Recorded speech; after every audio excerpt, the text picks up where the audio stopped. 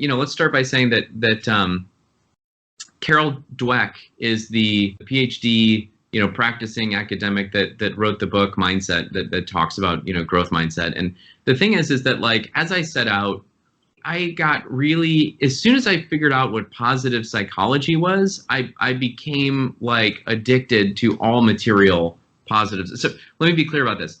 Positive psychology is not like positive thinking, like you can do it. It's not that. Positive psychology was started by Martin Seligman when he became the president of the Psychological Association. And he said, look, our entire career as psychologists is spent saying, like, okay, I'm -10. How do I get someone from -10 to -6? And then how do I get them from -6 to -3? How do I get from -3 to 0? And once like we get to 0, like our job as psychologists is done.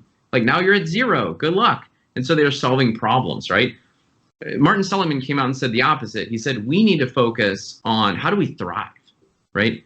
How do we, start to create well-being in our lives? Like, what are the things that drive happiness? Like, just very important questions that were ignored by like the most brilliant minds in that industry, right?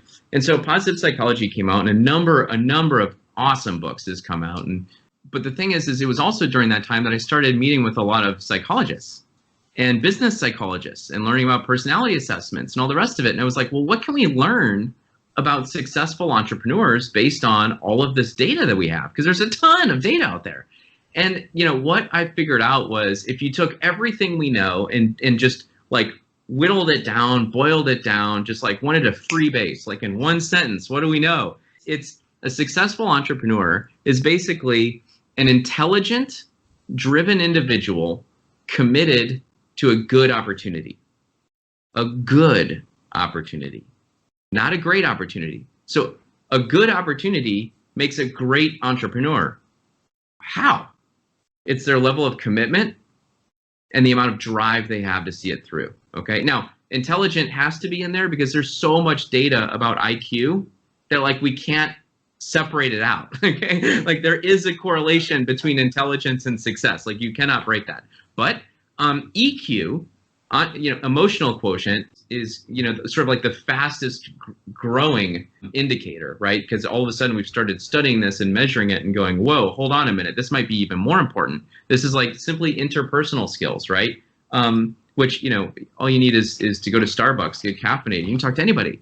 but the point is like having a growth mindset for me was one of these critical points just in my experience being a CEO.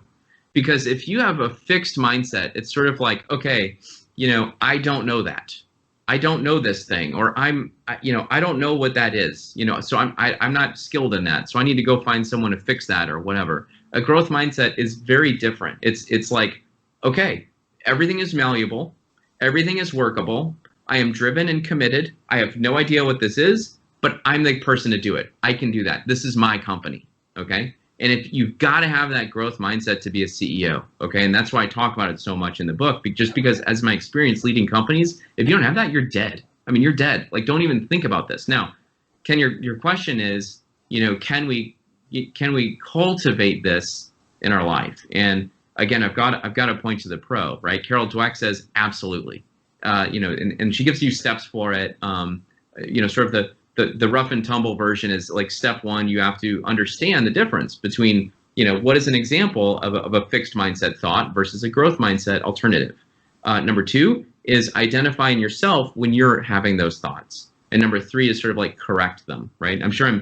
If she were on here, I'd be embarrassed, but I'm sure I'm missing a step or two, but or oversimplifying it, but it's that kind of a thing. And so if you don't have that mindset, work on that mindset before you truly commit to buying a company. That's what I believe.